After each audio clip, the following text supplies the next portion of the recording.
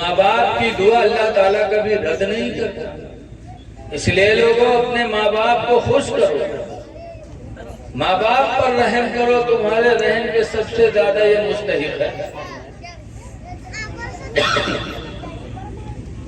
اسی لیے حدیث پاک میں ہے عن حکیم ابن معاویہ القشیری قال سألنا رسول اللہ صلی اللہ علیہ وسلم، حضرت حکیم بن معاویہ قشیری کہتے ہیں کہ ہم لوگوں نے حضور سے سوال کیا، من احق بحسن صحابتی، اے اللہ کے رسول میرے احسان کا سب سے زیادہ حقدار کون ہے، میں احسان سب سے زیادہ کس پہ کروں؟ تو حضور نے فرمایا امک، تیری ماں ہے۔ قلت ثم من، میں نے کہا پھر کون؟ فقال رسول اللہ امک، تو سرکار نے فرمایا تیری ماں ہے۔ قلت ثم من، میں نے کہا پھر کون؟ تو سرکار نے فرمایا تیری ماں ہے۔ چوتھی مرتبہ پھر پوچھا کہ اللہ کے رسول پھر کون؟ تو سرکار نے فرمایا ابوک، تیرا باپ ہے۔ پھر وہ چپ ہو گئے۔ پتا چلا کہ اللہ دے تم سب سے زیادہ اپنے ماں پہ خرچ کرے، اپنے باپ پہ خرچ کرے۔ اس لیے رحم کرو، رحم کے مستحق آپ کے ماں باپ ہیں، آپ کا بھائی ہے۔ دیکھیے بارش ہو رہی ہے، بھی ہلکی ہلکی ہے، جب تک تیز نہ ہو تب تک کہ باتیں اور ہو جائیں، یہ بھی مقبولیت کی نشانی ہے۔ جب کوئی تقریب ہو اور اس تقریب میں بارش کی چھینٹیں آنے لگیں تو بتایا گیا کہ یہ اس محفل کی قبولیت کی نشانی ہے۔ بڑے خوش نصیب والی کے لوگ جنہوں نے اتنا اچھا جلسہ کیا۔ تو احسان کرو ماں باپ، اپنے بھائی پر احسان کرو۔ آج لوگ بھائی بھائی کا دشمن، اور پھر چاہتے ہیں کہ اللہ ہماری مدد کرے۔ اللہ مدد کس کی کرے گا؟ حدیث پاک میں حضور فرماتے واللہ فی عون العبد، اللہ اس بندے کی مدد میں رہتا ہے ما کان العبد فی عون اخیہ، جو بھائی اپنی مدد میں، جو انسان اپنے بھائی کی مدد میں رہتا ہے۔ جب انسان اپنے بھائی کی مدد کرتا ہے تو اللہ تعالیٰ اس انسان کی مدد فرماتا ہے۔ اس لیے ہمیشہ ایک دوسرے کے ساتھ اچھا سلوک کرو۔ آپ سے گزارش یہ ہے کہ محبت رسول کی سب سے بڑی نشانی نمازوں کی پابندی۔ اگر ہم نماز چھوڑ رہے ہیں تو قطعاً ہم محبت رسول کرنے والے نہیں ہیں۔ نماز کیسی عبادت ہے، آپ اس سے اندازہ لگاؤ کہ صحابہ نماز کو کتنی اہمیت دیتے تھے۔ حضرت خباب رضی اللہ تعالیٰ عنہ، حضرت خبیب رضی اللہ تعالیٰ عنہ کو لوگوں نے پھانسی دیا، اور پھانسی دیتے وقت پوچھا تھا خبیب آخری وقت ہے کوئی تمنا تمہاری؟ تب خبیب نے کہا تھا ہاں ایک تمنا ہے، آخری ہے۔ والی ہوئے تو کہتے ہاں ایک تمنا ہے، میں حلوہ قلعہ دیکھ لی، ٹھنڈا لیا پی لی، اتنی آخری ٹائم ہے۔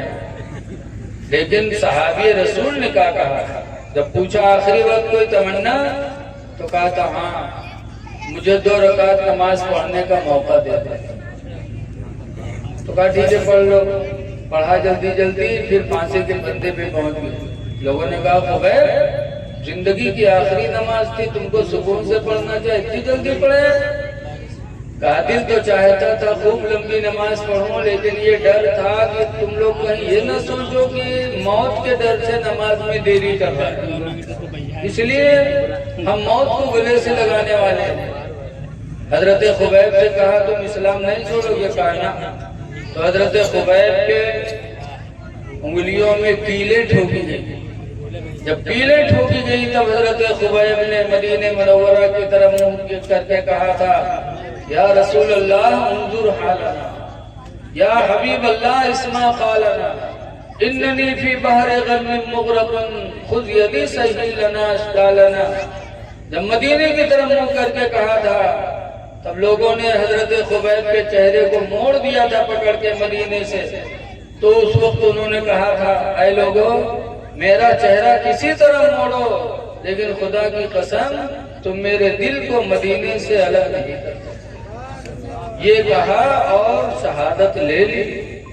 پتہ چلا نبی کے صحابی وہ تھے کہ چلتے چلتے دنیا سے نہ نماز چھوڑی نہ نبی کا عشق چھوڑا۔ یہ بہت بڑی دولت ہے، اس لیے لوگوں مرتے دم تک نماز کے لیے کبھی اپنے آپ کو پیچھے نہ کرو۔ اگر نبی کے عاشق ہو، نبی کریم صلی اللہ علیہ وسلم کو 3 چیزیں بہت پسند ہیں۔ اگر محبت ہے تو ان 3 چیزوں سے ہمیں محبت کرنی پڑے گی۔ نمبر 1 پر حضور فرمایا کرتے تھے، حدیث ہے حبب الی من الدنیا ثلاث، دنیا کی 3 چیزیں مجھے بڑی پیاری ہیں۔ نمبر 1 پر کہتے تھے طیب و خوشبو لگانا، خوشبو میرے نبی کو بہت پسند ہے، جبکہ نبی کا پسینہ خوشبو سے کئی گنا زیادہ مہکا کرتا ہے۔ ایک مرتبہ حضور حضرت انس کے گھر چمڑے کے بستر پہ لیٹے تھے، پسینہ بہا، لنگی پہنے تھے، بدن سے پسینہ بہا۔ ایک صحابیہ عورت ام سلیم پہنچی اور پسینہ پہنچ پہنچ کے شیشے میں رکھنے لگی۔ حضور نے فرمایا ام سلیم ما تفعلی ام سلیم، ام سلیم کیا کر رہی ہو؟ قالت نجعل ارتقا فی طیبنا، فرمایا آپ کا پسینہ ہم لے جا کر اپنے خوشبو میں ملایا کرتی ہیں۔ یہ حضور کے زمانے کے صحابہ کی عورتوں کا عشق کہ نبی کا پسینہ خوشبو لے کے گئی۔ نبی کا پسینہ مدینے میں ایک لڑکی کی شادی ہوئی، دلہن بنی، تو ام سلیم نے عطر نہیں لگایا بلکہ اس دلہن کو نبی کا پسینہ لگایا۔ تو جب نبی کا پسینہ لگایا تو لکھا ہے کہ وہ دلہن زندگی بھر مہکی۔ تو سبحان اللہ، زندگی بھر مہکی نبی کے پسینے کی برکت سے۔ پھر اس سے جو لڑکے پیدا ہوئے وہ بھی مہکے زندگی بھر، پھر لڑکوں کے لڑکے پیدا ہوئے وہ بھی مہکے۔ روایتوں میں ہے کہ 7 نسلوں تک نبی کے پسینے سے اس کی اولادیں مہکتی رہی۔ یہ نبی کا پسینہ۔ آج امت بہت کہا تھا ہم انسان، بھلا ہی اپن پسینہ کوئی کے لگائی تھی تو چپل تو پہ میں گر گئی۔ نبی کا پسینہ۔ اعلیٰ حضرت امام اہل سنت رضی اللہ تعالیٰ عنہ اسی لیے فرماتے ہیں کہ واللہ جو مل جائے میرے گل کا پسینہ، واللہ جو مل جائے میرے گل کا پسینہ، مانگے نہ کبھی عطر نہ پھر چاہے دلہن کو۔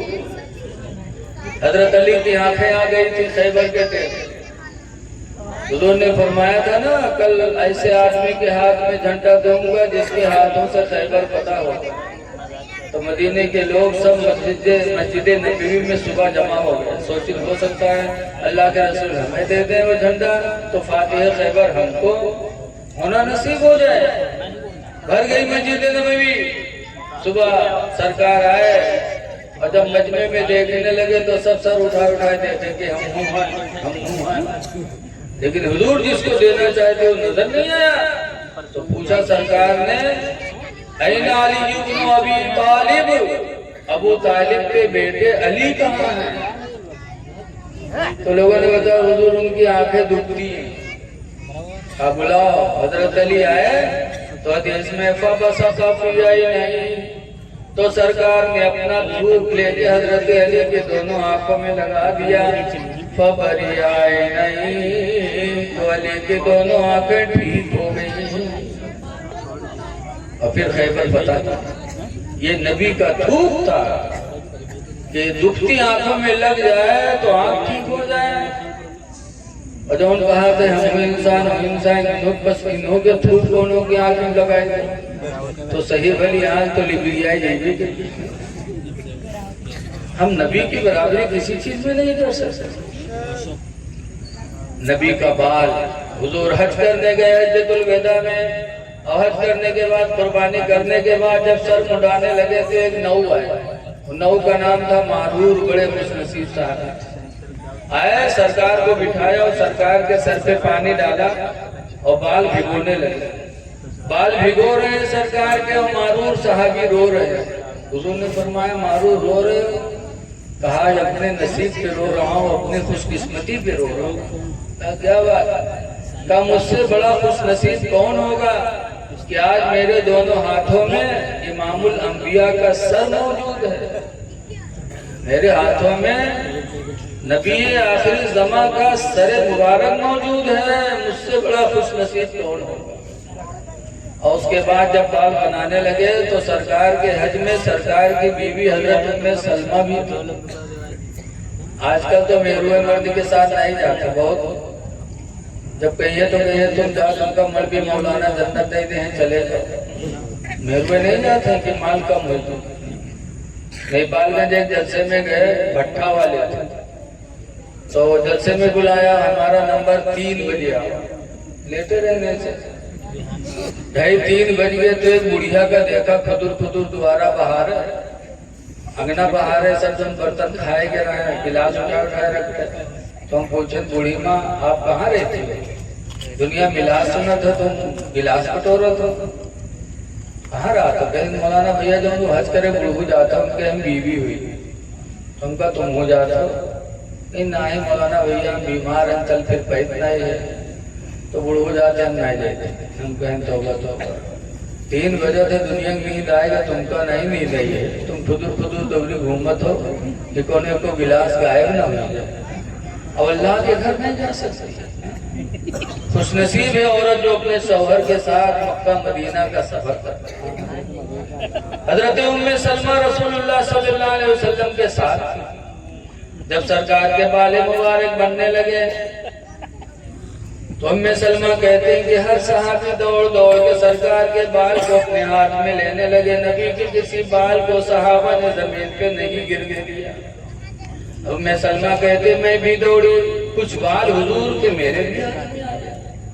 ام سلمہ کہتے ہیں کہ ان بالوں کو میں مدینہ لے کر آئی، پھر مدینے میں ایک شیشے کے اندر ان بالوں کو رکھ کے گھر میں رکھ دیا، پھر جب مدینے میں کوئی بیمار ہوتا تو پانی میں وہ شیشی ڈبو دیتی، پھر وہ پانی میں بیمار کو پلا دیتی، تو اللہ تعالیٰ نبی کے روئے مبارک کی برکت سے بیمار کو شفا عطا فرما دیتا۔ یہ نبی کا بال مبارک ہے، ہم نبی کی برابری کہاں کر سکتے ہیں؟ اللہ نے ان کا مرتبہ بہت بلند فرمایا تھا۔ اسی لیے اعلیٰ حضرت امام اہل سنت رضی اللہ تعالیٰ عنہ فرماتے ہیں کہ عرش کی عقل دنگ ہے، چرخ میں آسمان ہے، عرش کی عقل دنگ ہے، چرخ میں آسمان ہے، وہ جانے